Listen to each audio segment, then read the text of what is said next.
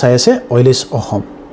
আজি আমি আলোচনা কৰিম ৰাজ্যিক আৰু কেন্দ্ৰীয় চৰকাৰৰ লক্ষাধিক কৰ্মচাৰীৰ পেঞ্চনভোগী যিবিলাক ব্যক্তি আছে তেওঁলোক সকলোৰ কাৰণে এটা গুৰুত্বপূৰ্ণ ভিডিঅ'। আজিৰ ভিডিঅ'ত যিবিলাক কৰ্মচাৰী আছে সেই কৰ্মচাৰীসকলৰ জীৱনলৈ প্ৰত্যক্ষভাৱে প্ৰভাৱ পেলাব পৰা আটাইতকৈ গুৰুত্বপূৰ্ণ বিষয়টো হ'ল 8 পে কমিশ্যন। সেই বিষয়ে লৈ পেলাই আলোচনা কৰিম আৰু নতুন যিখন টিৱাৰ প্ৰকাশ কৰিছে সেই টিৱাৰৰ পিছত বহুতো সংশয় উদ্বেগ আৰু অলপ বিভ্ৰান্তিৰ সৃষ্টি হৈছে কিছুমান কৰ্মচাৰীৰ মাজত। সেই বিষয়ে লৈ পেলাই আলোচনা কৰিম এই ভিডিঅ'টো। গতিকে প্ৰিয় ভিউৱাৰ্ছসকল, আপোনালোক সকলোৰ সহযোগিতা বিচাৰিছোঁ এই ভিডিঅ'টোত। গতিকে সম্পূৰ্ণ এই ভিডিঅ'টো আপোনালোকে চাব। এতিয়া মই আপোনালোক সকলোকে এই যিখন টিৱাৰ আছে সেই বিষয়ে আলোচনা কৰিব বিচাৰিছোঁ আৰু এটা বিশ্লেষণ সহ ব্যাখ্যা কৰিম আপোনালোক সকলোৰে আগত এই টিৱাৰখনৰ ওপৰত। প্ৰথমে আমি সংক্ষেপে জানি লওঁ এইটো বিষয় লৈ পেলাই 8 পে কমিশ্যন কি। পে কমিশ্যন মানে হৈছে কেন্দ্ৰীয় চৰকাৰৰ কৰ্মচাৰী যিবিলাক আছে আৰু যিবিলাক পেঞ্চন পোৱা বেতন যিবিলাক মানুহ আছে বা বাৰ্তা যিবিলাকে পায় তেওঁলোকৰ সকলোকৰ অৰ্থনৈতিক সুবিধা পুনৰ নিৰ্ধাৰণ কৰাৰ এটা বৈজ্ঞানিক ব্যৱস্থা, যাক আমি 7 পে কমিশ্যন 2016 চনত লাগু হৈছিল আৰু তাৰ ম্যাদটো শেষ হ'ব 2025 চনৰ 31 ডিচেম্বৰত। গতিকে সেইটো এটা ইতিহাস অনুসৰি 4th, 5th, 6th আৰু 7th পে কমিশ্যন প্ৰায় 10 বছৰৰ অন্তৰতে ঘোষণা কৰা হৈছিল। সেয়েহে সকলোৱে ভাবিছিল 8 পে যিটো আছে CPC 2016 চনৰ জানুৱাৰীৰ পৰা লাগু হ'ব বুলি। গতিকে টিৱাৰ টাৰ্মছ অফ ৰেফাৰেন্স কি হয়? 3 নৱেম্বৰ 2025 তাৰিখে চৰকাৰে 8 পে কমিশ্যনৰ টিৱাৰ প্ৰকাশ কৰিছে। টিৱাৰ মানে কমিশ্যন কি বিষয়ে পৰীক্ষা নিৰীক্ষা কৰিব, কৰ্মচাৰীসকলৰ বেতন দিয়ে আৰু গঠনৰ পদ্ধতি, পেঞ্চন, এলাউন্স, প্ৰডাক্টিভিটি, এফিচিয়েঞ্চি সকলো ধৰণৰ বিষয়ে অধ্যয়ন কৰিব। কিন্তু প্ৰধান সমস্যাকে একেই, টিৱাৰত কোনো ইমপ্লিমেণ্টেশ্যন ডেট যিটো আছে সেইটো নাই। এই যিটো ইমপ্লিমেণ্টেশ্যন ডেট যিটো আছে সেই টিৱাৰখনত বৰ্তমান নাই। ঠিক সমস্যা উঠি অহা আছে যে এই বিষয় লৈ পেলাই বহুতো কৰ্মচাৰীসকলৰ মনত এটা শংকা সৃষ্টি হৈছে। এইটোৱে বৰ্তমান কেন্দ্ৰীয় কৰ্মচাৰী আৰু পেঞ্চন পোৱাৰ মাজত এটা উদ্বেগ সৃষ্টি হৈছে এই খবৰটোৱে। গতিকে প্ৰিয় ভিউৱাৰ্ছসকল, আপোনালোক সকলোকে এটা গুৰুত্বপূৰ্ণ আপডেট দিব বিচাৰিছোঁ। ইমপ্লিমেণ্টেশ্যন ডেট উল্লেখ নাই ইতিহাসৰ প্ৰথমবাৰৰ বাবে। টিৱাৰত উল্লেখ নাই যে পে কমিশ্যন কেতিয়া আৰু কিমানৰ পৰা কাৰ্যকৰী হ'ব। আগতে সকলো কমিশ্যন 1 জানুৱাৰীৰ পৰা আৰম্ভ হৈছিল। 10 বছৰ চৰকাৰৰ পৰিৱৰ্তন হ'ব নেকি? যেতিয়া ইমপ্লিমেণ্টেশ্যন ডেট নাই তেতিয়া বহুতে ভয় কৰিছে যে এইবাৰ হয়তো চৰকাৰে যিটো 10 ইয়াৰ্ছ যিটো চক্ৰ আছে, যি 10 ইয়াৰ্ছ পিছে পিছে যিখিনি চেঞ্জ হৈ আছিল সেইখিনি হয়তো চেঞ্জ হ'ব নেকি, সময় আৰু বাঢ়িব নেকি, এনেধৰণৰ কিছুমানৰ মনত এটা শংকা সৃষ্টি হৈছে। অথবা ৰিভিজন ডিলে কৰিব পাৰে, ৰিভিজনটো ডিলে হ'ব নেকি, বা যিটো আনফাণ্ড কষ্ট আছে, শব্দৰ ব্যৱহাৰ পেঞ্চনভোগীৰ ক্ষুব্ধ টিৱাৰত লিখা হৈছে এই বিষয় লৈ পেলাই। Unfunded cost of non contributory pension scheme, ই মানে হৈছে OPS পেঞ্চন যিবিলাক আছে যেনে বুজা দেখুৱাইছে বুলি তেওঁলোকে মানে মনত এটা শংকা সৃষ্টি কৰিছে বা কিছুমান কৰ্মচাৰী সংগঠনে এই বিষয় লৈ পেলাই দাবীও জনাইছে।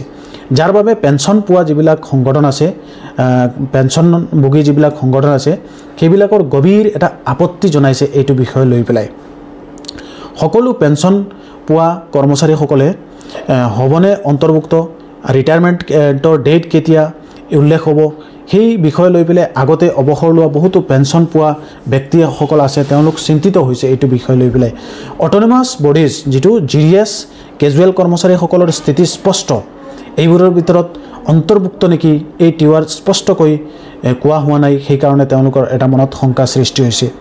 ডিমাণ্ড এণ্ড ৰিয়েকশ্যন, এইটো বিষয় লৈ পেলাই ডিমাণ্ড বা ৰিয়েকশ্যনটো কি কৰ্মচাৰীসকলৰ সেই বিষয়ে আলোচনা কৰিব বিচাৰিছোঁ। AIDEF confederation of central government of employees Bharat pension সমাজ, তেওঁলোকৰ এটা দাবী 1 নম্বৰত ইমপ্লিমেণ্টেশ্যন অৱশ্যই 1 জানুৱাৰী 2026 পৰা দিয়ক। তাৰপিছত 2 নম্বৰ ৰিটায়াৰ্ডসকলক ৰিটায়াৰমেণ্টৰ ডেটৰ ওপৰত ভিত্তি নকৰাকৈ অন্তৰ্ভুক্ত কৰক। 3 নম্বৰ পেঞ্চনক বাৰ্ডেন বুলি দেখুৱাব নালাগে।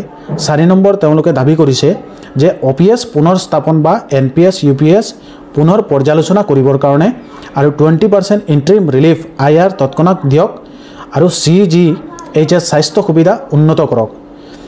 আসামৰ দৃষ্টিত পৰা কেনেকৈ প্ৰভাৱ পেলাব এইটো বিষয় লৈ পেলাই আলোচনা কৰিব বিচাৰিছোঁ এই ভিডিঅ'টোতে।